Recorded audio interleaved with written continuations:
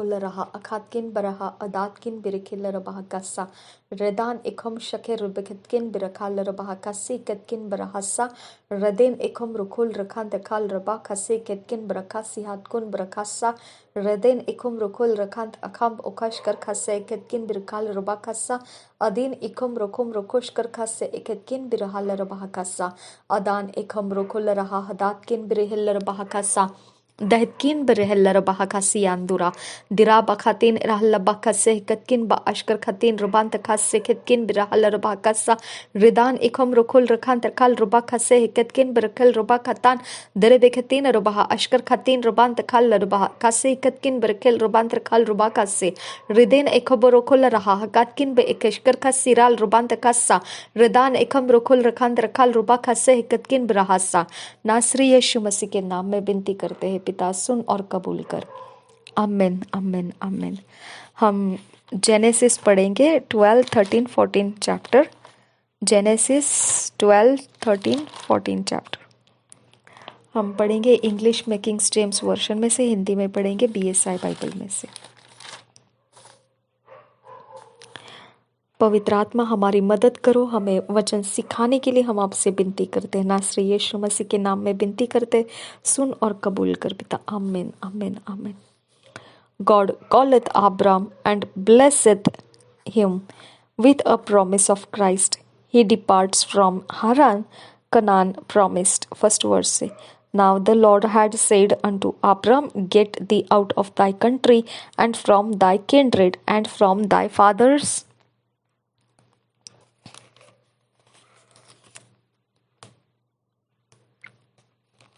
house unto a land that I will shew thee, and I will make of thee a great nation, and I will bless thee and make thy name great, and thou shalt be a blessing, and I will bless them that bless thee, and curse him that curseth thee, and in thee shall all families of the earth be blessed.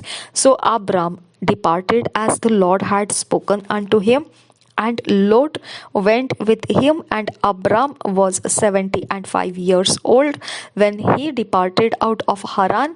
And Abram took Sarai his wife, and Lot his brother's son, and all their substance that they had gathered, and the souls that they had gotten in Haran, and they went forth to go into the land of Canaan. And into the land of Canaan they came, and Abram passed through the land unto the place of Shechem, unto the plain of Moreh, and the Canaanite was then in the land. And the Lord appeared unto Abram, and said, Unto thy seed will I give this land. And there builded he an altar unto the Lord, he who appeared unto him. And he removed from thence unto a mountain on the east of Bethel, and pitched his tent, having Bethel on the west, and Hion the east. And there he builded an altar unto the Lord, and called upon the name of the Lord.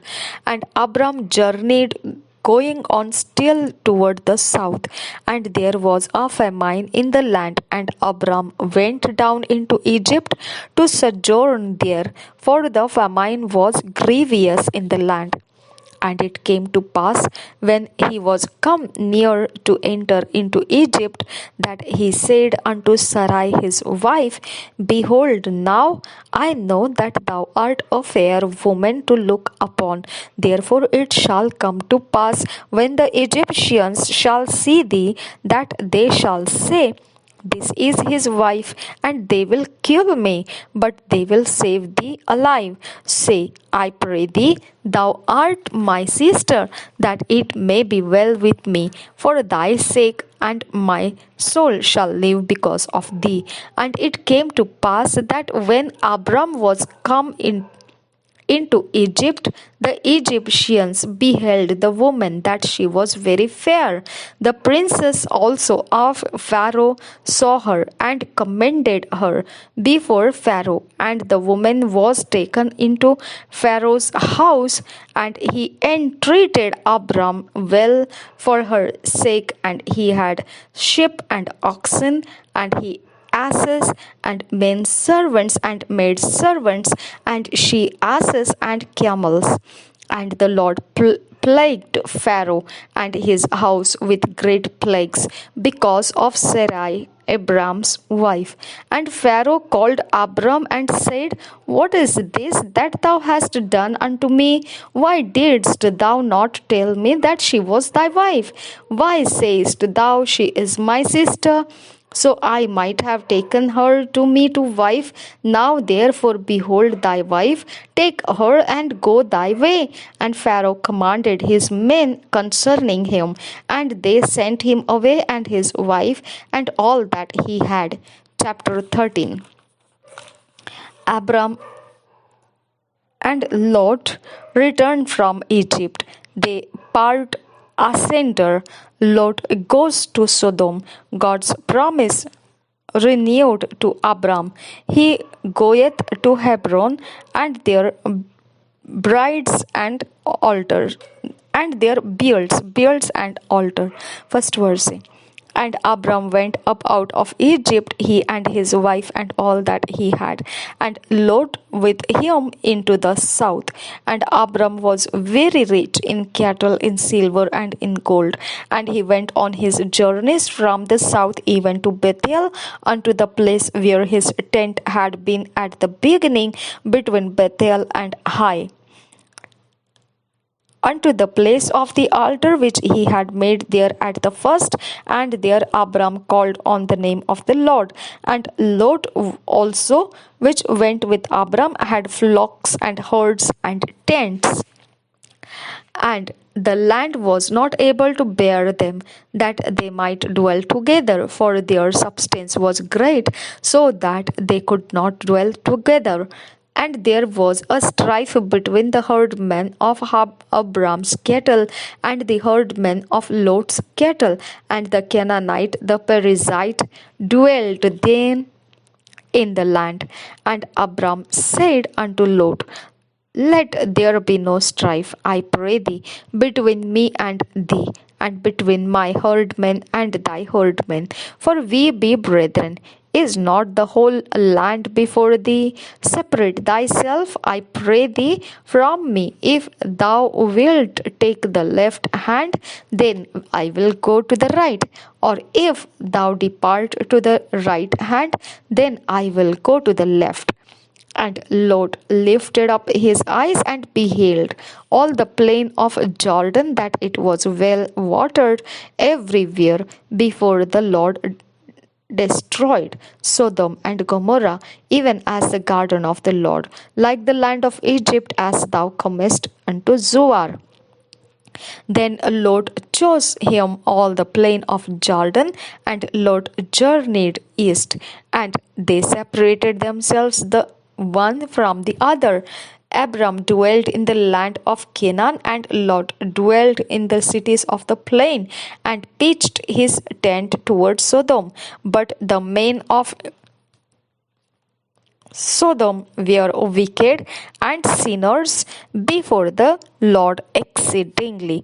And the Lord said unto Abram, after that Lot was separated from him, Lift up now thine eyes and look from the place where thou art northward and southward and eastward and westward, for all the land which thou seest, to thee will I give it, and to thy seed forever. And I will make thy seed as the dust of the earth, so that if a man can number the dust of the earth, then shall thy seed also be numbered. Arise, walk through the land in the length of it and in the breadth of it, for I will give it unto thee. Then Abram removed his tent and came and dwelt in the plain of Mamre, which is in Hebron, and built there an altar unto the Lord. Chapter 14. The battle for our kings against 5. Lot taken prisoner is rescued by Abram. Melchizedek blesseth Abram. Abram giveth him tithes.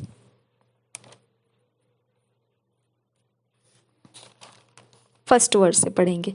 And it came to pass in the days of Amraphel, king of Shinar, Arioch, king of Elasar, Chedorlaomer, king of Elam, and Tidal, king of nations, that this made war with Bera, king of Sodom, and with Birsha, king of Gomorrah, Shenab, king of Admah, and Shemeber, king of Zeboim, and the king of Bela, which is Zuar.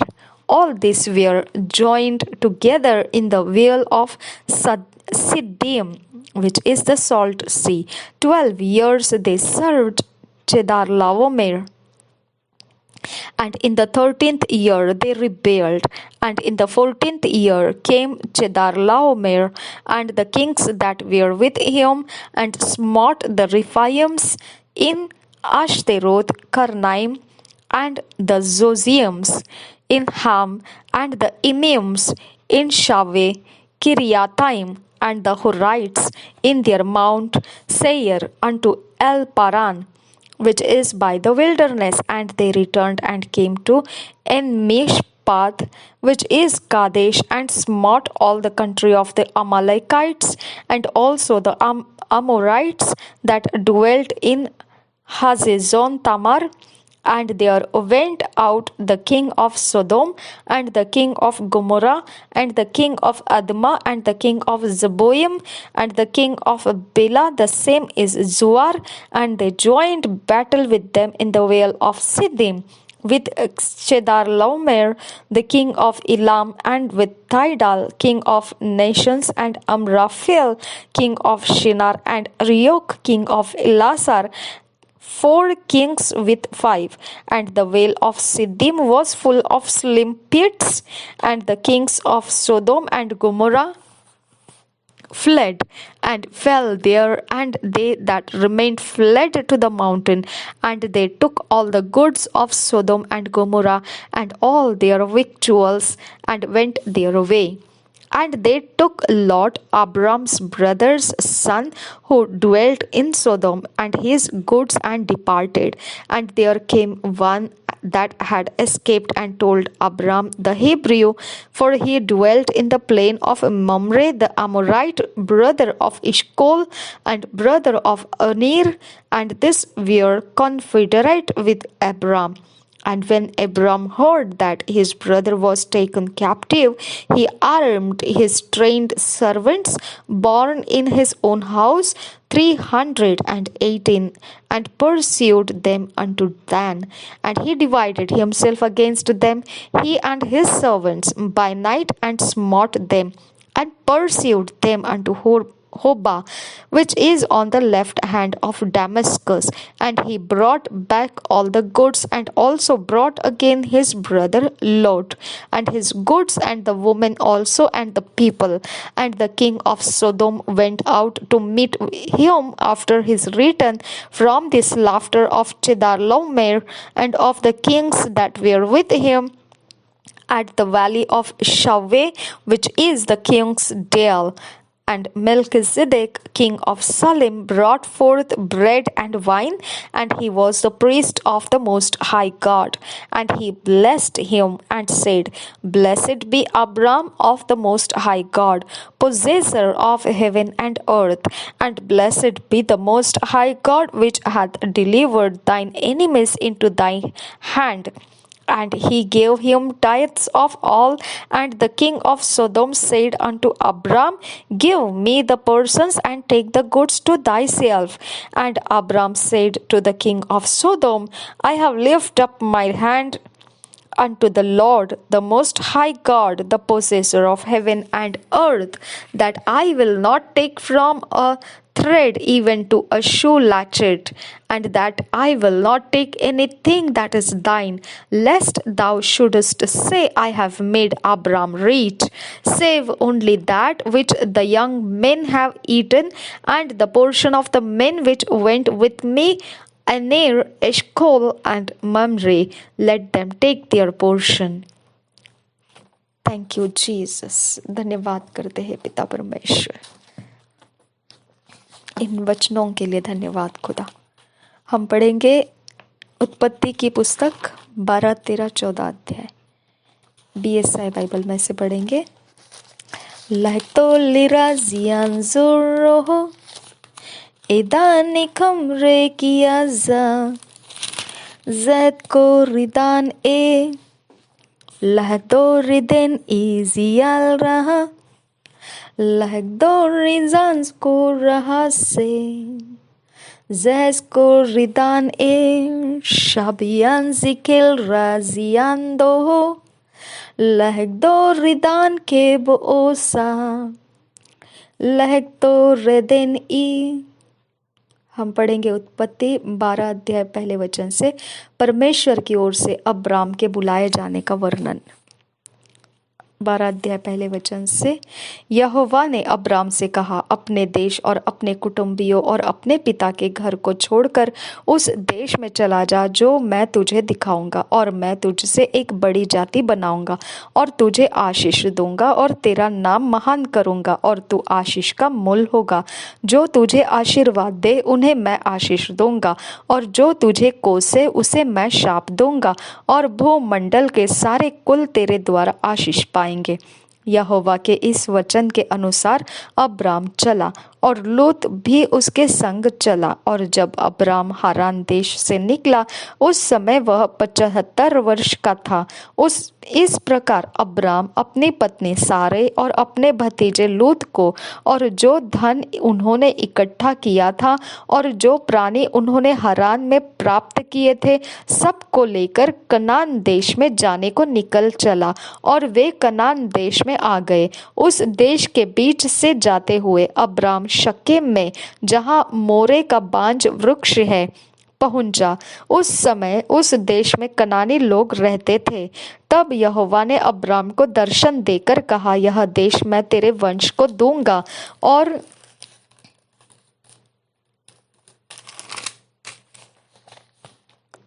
उसने वहां यहोवा के लिए, जिसने उसे दर्शन दिया था, एक वेदी बनाई। फिर वहां से आगे बढ़कर वह उस पहाड़ पर आया जो बेतेल के पूर्व की ओर है, और अपना तंबू उस स्थान में खड़ा किया जिसके पश्चिम की ओर तो बेतेल और पूर्व की ओर आई है।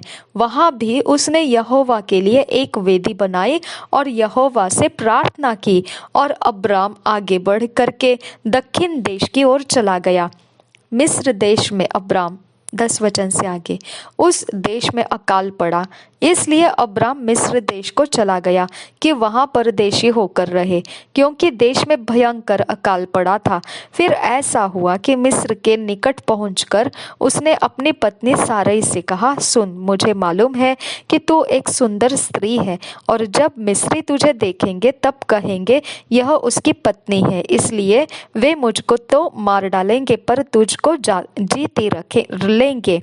अतः यह कहना, मैं उसकी बहन हूँ, जिससे तेरे कारण मेरा कल्याण हो और मेरा प्राण तेरे कारण बचे। फिर ऐसा हुआ कि जब अब्राम मिस्र में आया तब मिस्रियों ने उसकी पत्नी को देखा कि वह अति सुंदर है, और फिरौन के हकीमों ने उसको देखकर फिरौन के सामने उसकी प्रशंसा की, इसलिए वह स्त्री फिरौन के घर में पहुंचाई गई। और फिरौन ने उसके कारण अब्राम की भलाई की और उसको भेड़ बकरी, गाय बैल, दास दासियां, गदहे गदहियां और ऊंट मिले। परंतु यहोवा ने फिरौन और उसके घराने पर अब्राम की पत्नी सारै के कारण बड़ी बड़ी विपत्तियां डाली। तब फिरौन ने अब्राम को बुलवा कर कहा, तूने मेरे साथ यह क्या किया? तूने मुझे क्यों नहीं बताया कि वह तेरी पत्नी है? तूने क्यों कहा कि वह तेरी बहन है? मैंने उसे अपनी ही पत्नी बनाने के लिए लिया, परंतु अब अपनी पत्नी को लेकर यहाँ से चला जा। और फिरौन ने अपने आदमियों को उसके विषय में आज्ञा दी, और उन्होंने उसको और उसकी पत्नी को सब संपत्ति सहित जो उसकी थी विदा कर दिया। अब्राम और लूत के अलग होने का वर्णन 13 अध्याय पहले वचन से। तब अब्राम अपनी पत्नी और अपनी सारी संपत्ति लेकर लूत को भी संग लिए हुए मिस्र को छोड़कर कनान के दक्षिण देश में आया। अब्राम भेड़ बकरी गाय बैल और सोने रुपए का बड़ा धनी था। फिर वह दक्षिण देश से चलकर बेतेल के पास उसी स्थान को पहुंचा जहां पहले उसने अपना तंबू खड़ा किया था, जो बेतेल और आई के बीच में है। यह स्थान उस वेदी का है जिसे उसने पहले बनाई थी। और वहां अब्राम ने फिर यहोवा से प्रार्थना की। लूत के पास भी, जो अब्राम के साथ चलता था, भेड़ बकरी गाय बैल और तंबू थे। इसलिए उस देश में उन दोनों के लिए पर्याप्त स्थान न था कि वे इकट्ठे रहे। क्योंकि उनके पास बहुत धन था, इसलिए वे इकट्ठे न रह सके। अब्राम और लूत की भेड़ बकरी और गाय बैल के चरवाहों में झगड़ा हुआ। उस समय कनानी और परिज्जी लोग उस देश में रहते थे। तब अब्राम लूत से कहने लगा, मेरे और तेरे बीच और मेरे और तेरे चरवाहों के बीच में झगड़ा न होने पाए, क्योंकि हम लोग भाई बंधु हैं। क्या सारा देश तेरे सामने नहीं? इसलिए मुझसे अलग हो जा। यदि तू बाईं ओर जाए तो मैं दाहिनी ओर जाऊंगा, और यदि तू दाहिनी ओर जाए तो मैं बाईं ओर जाऊंगा। तब लूत ने आंख उठाकर यरदन नदी के पास वाली सारी तराई को देखा कि वह सब सिंची हुई है। जब तक यहोवा ने सदोम और अमोरा को नष्ट न किया था, तब तक सोअर के मार्ग तक वह तराई यहोवा की वाटिका और मिस्र देश के समान उपजाऊ थी। इसलिए लूत अपने लिए यरदन की सारी तराई को चुन के पूर्व की ओर चला, और वे एक दूसरे से अलग हो गए। अब्राम कनान देश में रहा, पर लूत उस तराई के नगरों में रहने लगा और अपना तंबू सदोम के निकट खड़ा किया। सदोम के लोग यहाँ यहोवा के लेखे में बड़े दुष्ट और पापी थे। अब्राम का हेब्रोन को जाना 14 वचन से आगे। जब लूत अब्राम से अलग हो गया, तब उसके पश्चात यहोवा ने अब्राम से कहा, आंख उठाकर जिस स्थान पर तू है वहां से उत्तर दक्षिण पूर्व पश्चिम चारों ओर दृष्टि कर, क्योंकि जितनी भूमि तुझे दिखाई देती है उस सब को मैं तुझे और तेरे वंश को युग युग के लिए दूंगा। और मैं तेरे वंश को पृथ्वी की धूल के किनकों के समान बहुत करूंगा, यहाँ तक कि जो कोई पृथ्वी की धूल के किनकों को गिन सकेगा वही तेरा वंश भी गिन सकेगा। उठ, इस देश की लंबाई और चौड़ाई में चल फिर, क्योंकि मैं उसे तुझी को दूंगा। इसके पश्चात अब्राम अपना तंबू उखाड़कर ममरे के बांज वृक्षों के बीच जो हेब्रोन में थे जाकर रहने लगा, और वहां भी यहोवा की एक वेदी बनाई। अब्राम का लूत को छुड़ाना 14 अध्याय पहले वचन से। शिनार के राजा अमरापेल और एल्लासार के राजा अर्योक और एलाम के राजा कदोरलाओमेर और गोयम के राजा तीदाल के दिनों में ऐसा हुआ कि उन्होंने सदोम के राजा बेरा और अमोरा के राजा बिरशा और अदमों के राजा शिनाब और सबोयम के राजा शमेबेर और बेला, जो सोवर भी कहलाता है, इन राजाओं के विरुद्ध युद्ध किया। इन पांचों ने सिद्दीम नामक तराई में, जो खारे ताल के पास है, एका किया। 12 वर्ष तक तो ये कदोरलाओमेर के अधीन रहे, पर 13वें वर्ष में उसके विरुद्ध विद्रोह किया। 14वें वर्ष में कदोरलाओमेर और उसके संगी राजा आए और अश्तरोत्कनम में रपाइयों को और हाम में जूजियों को और शबे किरियाताइम में एमियों को और सेईर नामक पहाड़ पर होरियों को मारते मारते उस एलपारान तक जो जंगल के पास है पहुंच गए।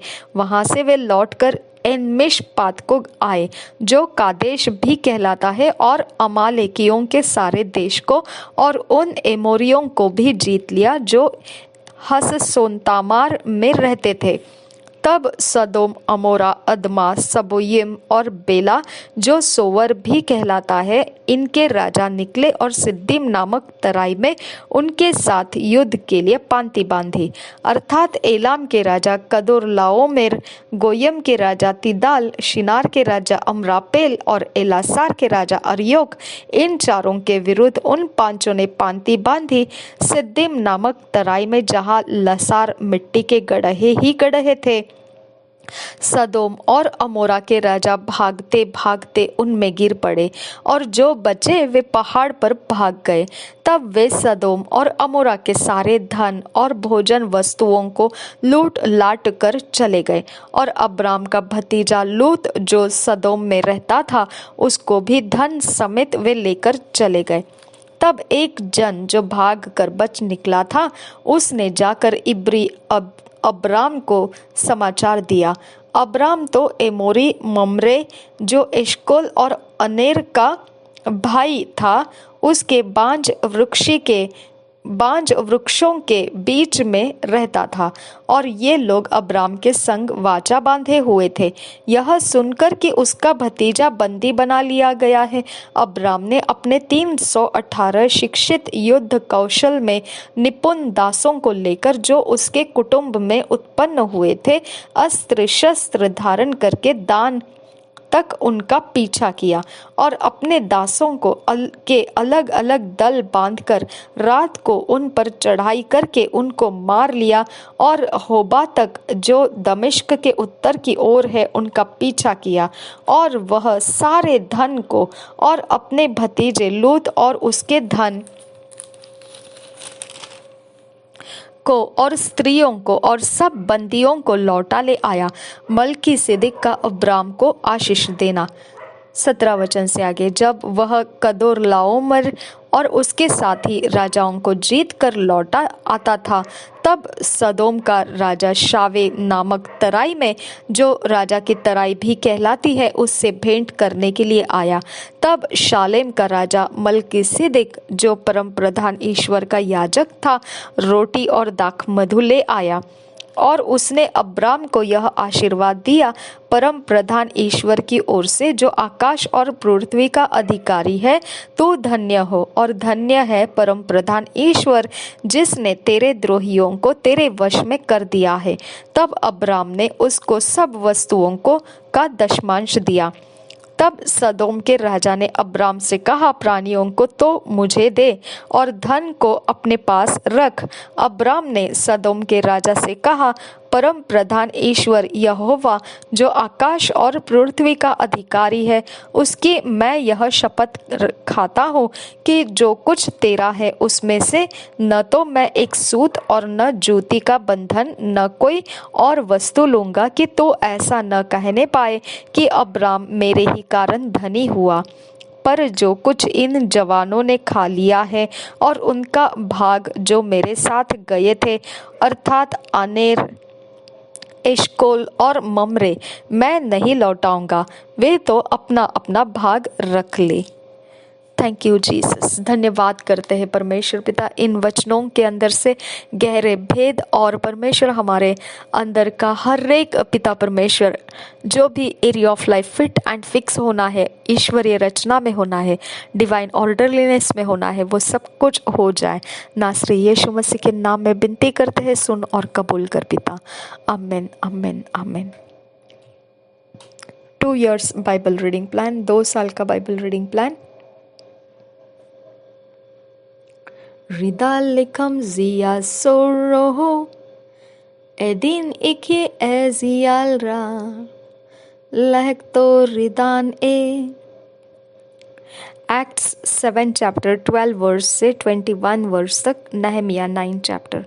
2 साल का बाइबल रीडिंग प्लान। प्रेरितों के काम 7 अध्याय 12 वचन से 21 वचन तक, नहमिया 9 अध्याय। हम फैसला किए अकेले में बैठकर पढ़ेंगे इन अध्यायों को, क्योंकि हम चाहते हैं कि अपने अकेले में, व्यक्तिगत समय में, पर्सनल टाइम में परमेश्वर हमारी बातों को हमें जाहिर करे और हमारे जीवन को बदले, हमारे व्यक्तिगत जीवन के अंदर के बातें वो प्रकट कर सके और हमें परमेश्वर के ईश्वरीय रचना जो चाहिए उसमें हमको उतार कर ला सके। हमें उसके इस्तेमाल में होना है इसीलिए। लेकिन आप हम सब कैसे जैसा चाहिए वैसा पढ़ सकते हैं, इसमें कोई ऐसी पाबंदी नहीं है कि आपने भी अकेले में ही पढ़ना है। अपने मर्जी से अपने तरीके से आप इसे पढ़ सकते हैं और ये निश्चित करना है कि परमेश्वर का आत्मा हमें सहायता करे ये वचन सीखते समय। निश्चित हमने परमेश्वर के आत्मा का लाभ उठाना है। प्रभु यीशु मसीह हम सबके साथ बना रहे। आमीन आमीन आमीन। पवित्र आत्मा हमें फिट एंड फिक्स कीजिए इन वचनों में, हमें ईश्वरीय रचना डिवाइन ऑर्डरलीनेस में लेकर आइए। नासरी यीशु मसीह के नाम में विनती करते हैं पिता, सुन और कबूल कर। आमीन आमीन आमीन।